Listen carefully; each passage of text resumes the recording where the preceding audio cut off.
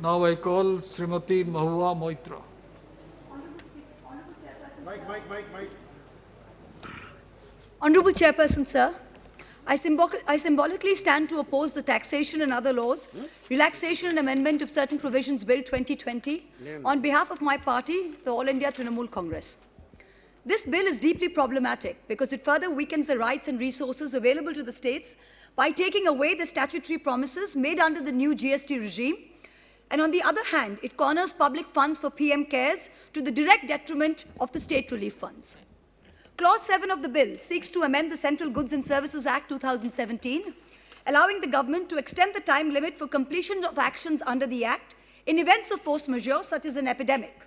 With retrospective effect, this will permit the government to retrospectively validate its failure and extend the time limit indefinitely while dispersing compensation to the states. I wish to ask via you, Honourable Chairperson, does the Honourable Finance Minister conveniently forget that GST was only made possible because the states ceded almost all their powers to levy local indirect taxes? The underlying promise made to the states while accepting this was that revenue shortfalls arising from the transition to GST would be made good from a pooled GST compensation fund for a period of 5 years up to 2020. This corpus was to be funded by a compensation cess levied on so-called demerit goods. The mechanism for this is spelled out in Section 7 of the GST Act 2017, which you now seek to destroy. The quantification was to be done annually. You project a revenue assumption of 14% compounded growth on the revenue of the base year, 2015-16, and you calculate the difference between this and the actual GST collection of any particular year.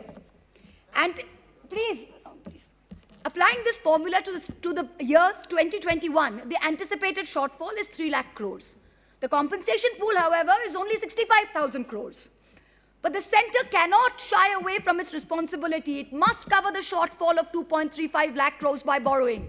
I ask myself in such a situation, is incompetence force majeure? Is criminal negligence force majeure? The second insidious objective of this bill is to give a blanket clearance with no accountability whatsoever to the PM CARES Fund. The origin of the PM CARES Fund is steeped in non-transparency and is inherently discriminatory in nature. I was among the first citizens to petition the Supreme Court of India against the discriminatory nature of this fund, but the bench in its wisdom, while not dismissing my petition on merits, asked me to bring it up in Parliament. So here I am, moving from the corridors of judicial review to the Janta Ki Adalat. The government issued a circular on March 28, 2020, notifying that all contributions to the PM CARES Fund qualified as eligible CSR contributions under Item 8, Schedule 7 of the Companies Act. But it also disqualified contributions made to the state relief funds from being treated as valid CSR activities. But this was earlier expressly permissible under Schedule 7 of the Act of 2013. So unfair treatment of identical contributions to the PM CARES and to the state relief funds is against public interest, is against public policy. It completely disincentivizes corporate contributions which the state governments would otherwise have got. It creates an unfair, unjust and discriminatory distinction against the state and chief minister's relief funds in favor of the PM CARES funds. The Honourable Minister, while introducing the bill yesterday, read out a long list of school children and pensioners who had apparently readily and happily given away their meagre savings to the PM CARES Fund.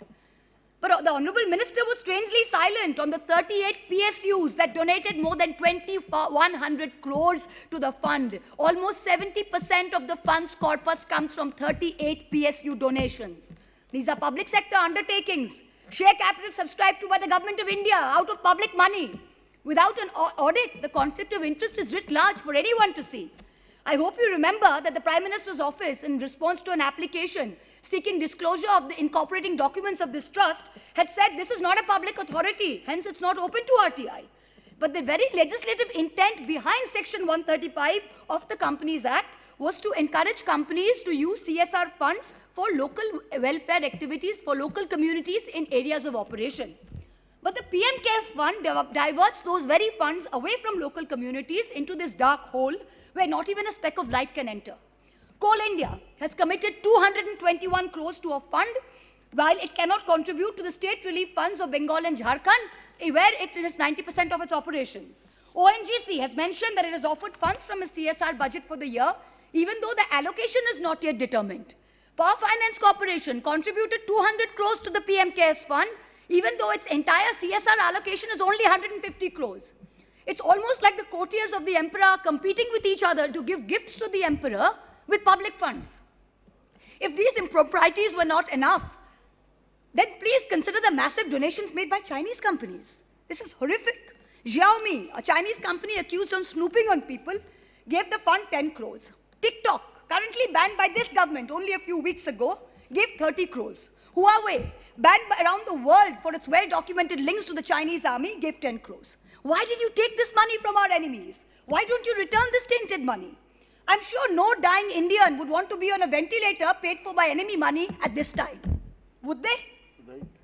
I ask you, you say you have put 2,000 crores towards the purchase of 50,000 ventilators. Please lay on the table of this house how many ventilators have been physically delivered, to which hospitals, to which states.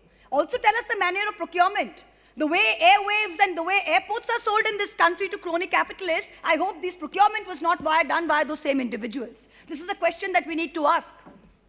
And the dangers of these unverified foreign donations are amplified by the fact that the PM CARES fund is exempt from FCRA regulations, even though it doesn't meet the precondition of a body whose funds are audited by the CAG.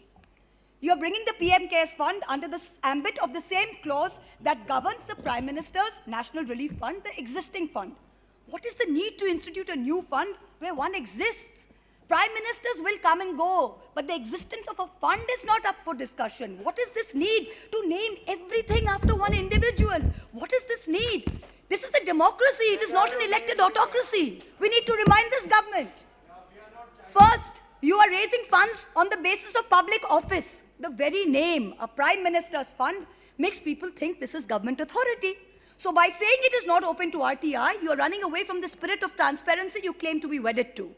Second, cabinet ministers are trustees administering the funds. So you are impermissibly expanding the scope of your ministerial office in excess of the mandate determined by the Constitution.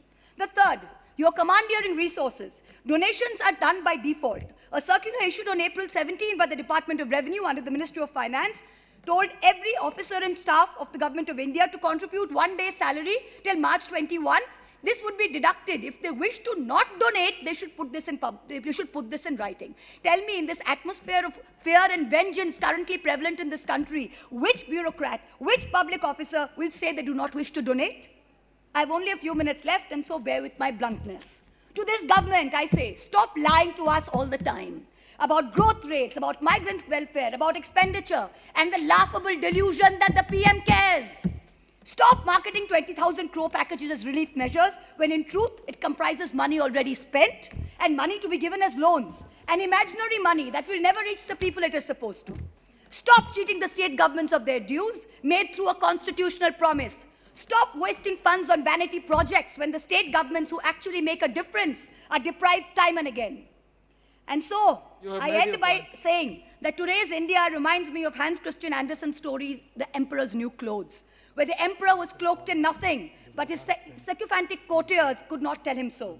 The Bengali poet Nirendranath Chakraborty in his poem Ulango Raja said only one small innocent little boy in the entire kingdom had the courage to stand up and ask the naked emperor, Raja, tor kapod koi? Today I ask the same question, Emperor, where are your clothes? Thank you.